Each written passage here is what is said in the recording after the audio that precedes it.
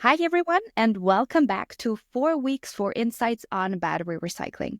I'm Veronika Wright, and today we're diving into an interesting debate in the battery industry. How do you decide whether a used EV battery should be recycled or given a second life? With our platform launch on April 3rd, just around the corner, we're continuing our discussions with industry leaders. And today we're joined by Byczek, Global Technical Director at Intertek. He brings decades of experience in transportation technologies, battery safety, and certification in the US, especially around secondary used EV batteries. Rich, it's really great to have you part of this. Thank you so much for joining. Hi, Veronika. Thanks again. Appreciate the opportunity to have this discussion.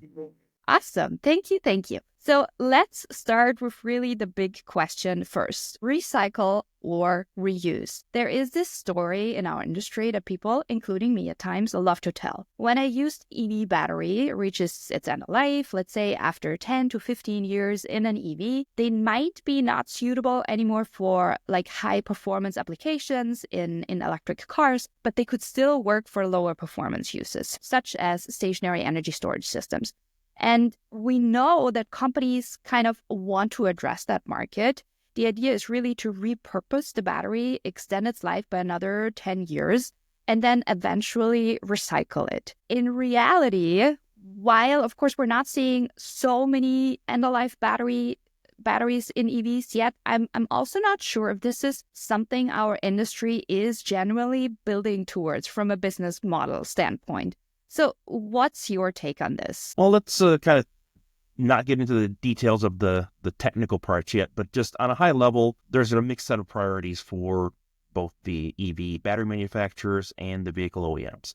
They're designing and building the batteries to handle their first life applications. And so it's difficult to look, what's going to be the battery market 10 years from now for that battery. So if you try to design the battery now for what you project to be the market in 10 years, that's a high risk. And obviously it adds cost to an already high cost product. The intention is to drive the cost down as they go forward. And this would be a way to essentially add cost up front. So that always makes it difficult. But at the same time, the OEMs, they have to be prepared for handling end of life, the related stewardship obligations, whether it's voluntary or regulatory in nature, and what those regulations are going to be in 10 years. Now, when we talk a little more technical, when an end-of-life battery or even just a used battery in general, right now, I think a lot of companies are using prototype fleet batteries or things like that. So really not end-of-life batteries, but used batteries.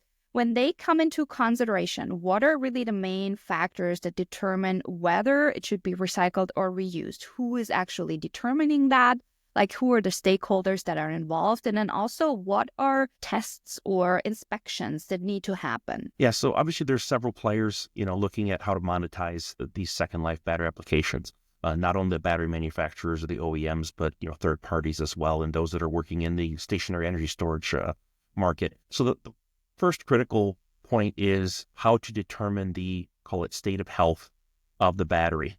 That's probably the most critical in screening these batteries to determine which are really available for use in a second life or really do need to be taken off the market. State of health is not just the remaining capacity or the available power at a given point from a battery. Also has to take into effect any other degradation that can occur in the battery that generally resides with the original designers. And so what would be some of the tests and inspection methods then? Yeah, so each, let's say, repurposer needs to really develop that methodology, and it's going to be specific to an individual battery, an individual chemistry, an individual application. Part of it is going to be the simple capacity check, resistance or impedance checks of the battery to look to see if there are some of those degradation occurring. If you're using a vehicle battery from a vehicle, understanding if that vehicle has had any issues. Has it been in a crash? Has that battery had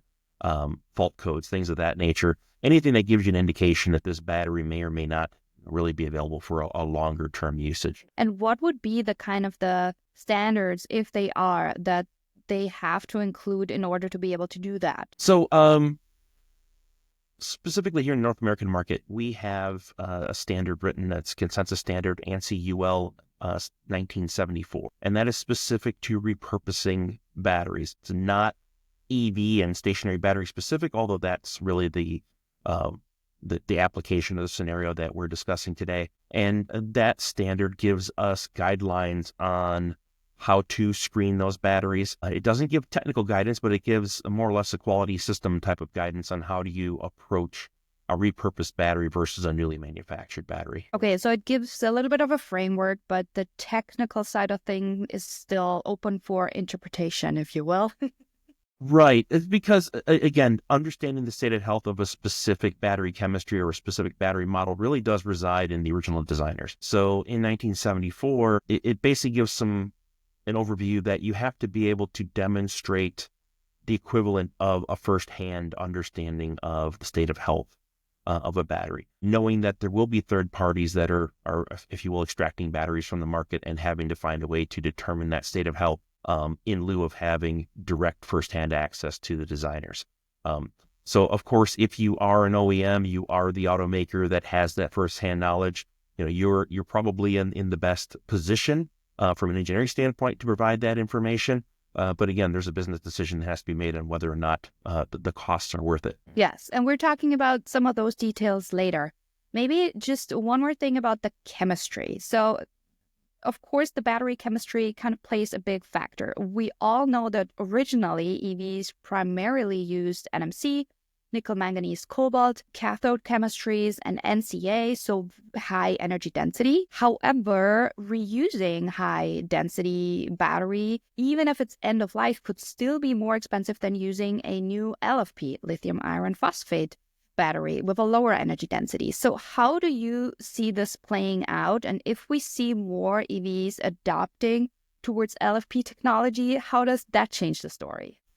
Right. So obviously I'm not a battery manufacturer developer, so the real costs that come down to this, I'm not completely privy to. But what I have seen on the repurposing market is any additional cost of the screening process, any modifications, adapters, repair or remanufacturing processes. If anything beyond a simple screening is required, you quickly drive that cost, like you said, beyond the cost of a new battery. That may be more purpose-built. So you really have to have that screening process down so that you can quickly determine if this battery can be reused.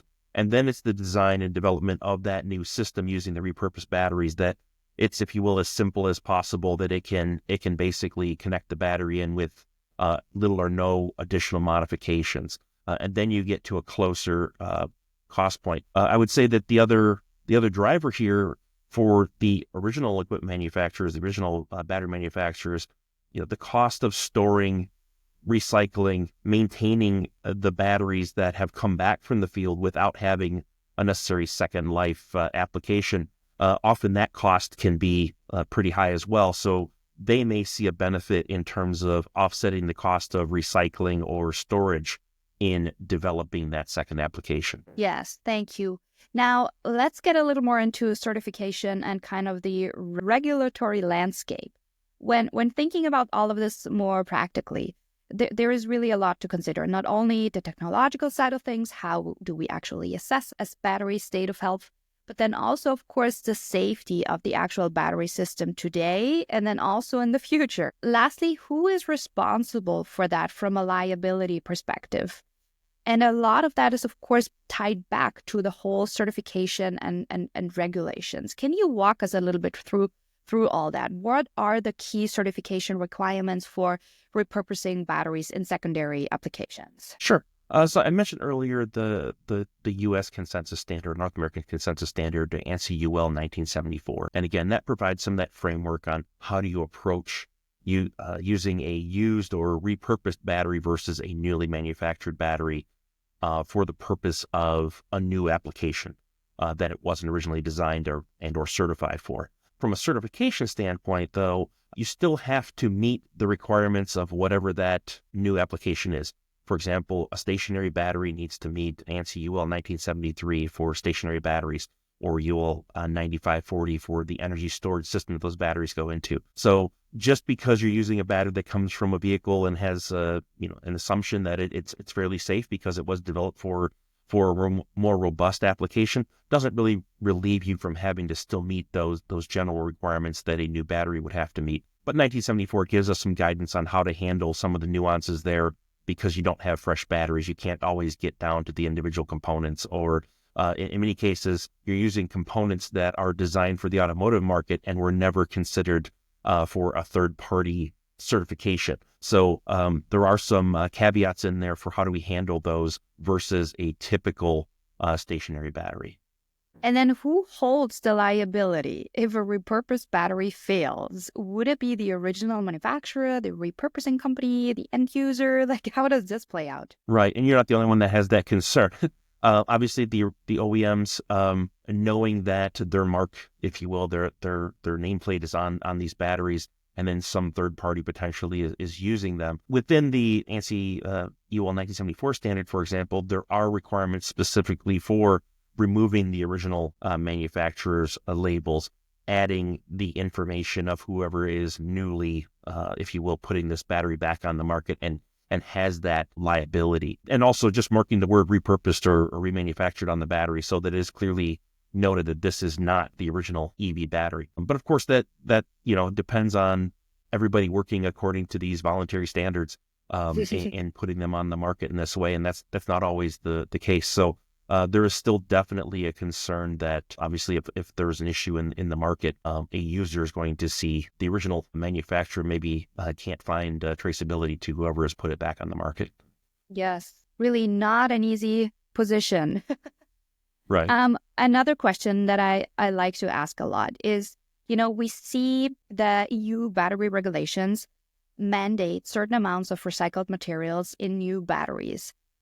How is that handled in the US? And I'm always thinking like this could potentially work against reuse initiatives, right? What's your take on that? So of course we are working in a global market. A lot of the battery manufacturers, the vehicles that are being developed, the basic battery platforms that are being developed are in essence developed for global markets. And so obviously the European battery regulation is, if you will, are outpacing regulatory requirements here in the U.S. But if I'm a global manufacturer, I've got to consider that even in my U.S. manufacturing, even for the batteries intended for the U.S. market, because in general, I'm looking at global platforms. I'm looking to expand markets I can sell that battery into. But of course, in the U.S., I mentioned, it is still more of a voluntary concern right now. And regulation in this space is going to be, somewhat unknown. Yes. We do tend to self-regulate in the automotive industry, at least. But again, I think the drivers of we still have to somewhat have some battery stewardship. We have to handle these batteries before they go on the market. There is still liability if a battery ends up in the secondary space or in the recycling stream and has an event. Then again, you have the liability back to the OEM. So unfortunately, I think, the liability is going to drive some innovation here, more so than maybe even regulatory requirements. And then what's your take on the battery passport initiatives for all that? Yeah, so, there's electronic passports for a lot of products now. So, of course, that is kind of giving a full life cycle a view of the battery.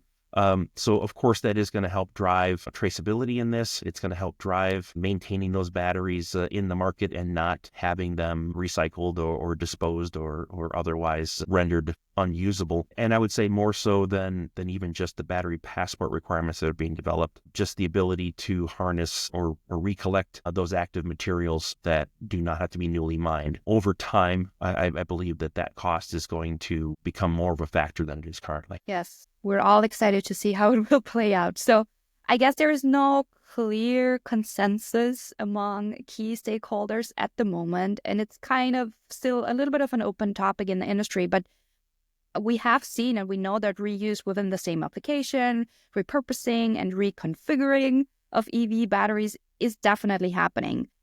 I don't know if you can, but do you have some examples or can you highlight some use cases that you're involved with? Right. So as a certification body, I hesitate to give any endorsements, if you will, of products. But in general, what I have seen is when the original vehicle or battery manufacturer is involved in the process where they know the provenance, they know the history of the battery, they understand the state of health very well, they're in the best position generally to, first of all, screen those batteries, determine if they can or cannot be reused. Any recycling, remanufacturing, modifications, they're in the best position to make those happen because they know the design from the beginning. And from a liability standpoint, they reduce some of the risk of handing off the liability to a third party. So I do see that as helping drive things in this market going forward. So more so when you have this more closed ecosystem, it makes a lot of sense. But probably if there is like completely newcomers, third party newcomers, it's a little more tricky. Well, the things it's going to be a little bit more effort for the third parties coming in. Not that it's impossible. Often there's licensing. There's different ways to get that information from the original manufacturer and transfer the liability. But again, I think the OEM at the beginning still has a lot of the responsibility for where that battery ends up. So until that's ironed out with the right third parties, I think often the OEM is going to have the onus on them to make the repurposing feasible. Yes. Now maybe just as a last question, last I looked, when it's about using a state of health to determine if we put a battery into second life or possibly recycle, I think it was around 70 to 80% of the original battery capacity for not first life anymore and something like second life. So, but then what's the next transition into recycling? Was that about 20 to 30% of the state of health, or what's kind of the current status about all that? Right. So that's a great question. And I think the answer is in the new application, sometimes that capacity is less important. A lot of the stationary applications are not a matter of just stirring up the battery and draining it to zero. There's much more dynamic usage cases, similar to a hybrid vehicle, where the battery is often operating just somewhere in the middle of that range, and it's constantly able to take on some more charge from whatever source, and it's always there available to give a boost of energy. So I would say in a lot of the cases, you could go to a very low original capacity. Just speaking of capacity, the bigger concern there is going to be those other degradation factors. What could potentially make that battery unusable beside its capacity? I think that's probably going to outweigh the capacity as we're looking at internal resistance. Are there any other parameters right now that industry would be looking at? That's one major one. The other one I would say is a bit more granular in the battery. Individual cells within a battery are going to degrade at different rates, regardless of how well they're manufactured. Statistically, there's going to be some early degradation on some cells versus others. And I think that's what's going to drive a lot of these batteries, because you're often kind of brought down to the capability of the lowest performing cell in the pack. So the impedance is going to help you determine that, but the battery management system inside is automatically adjusting the charge rates, discharge rates according to that call it lowest performing cell. So I think that's what's going to potentially drive some of these to their true end of life.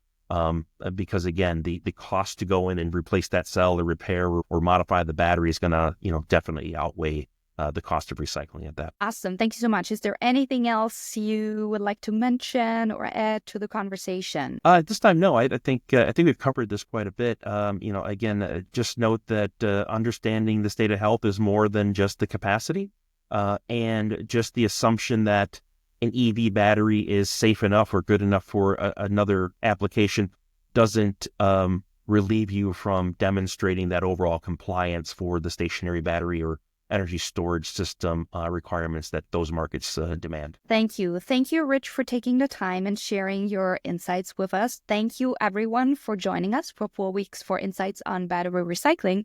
If you have any questions for us or for Rich, please feel free to reach out to us on LinkedIn and electrificationacademy.com. And we're looking forward to seeing you at our launch on April 3rd. Bye. Thank you.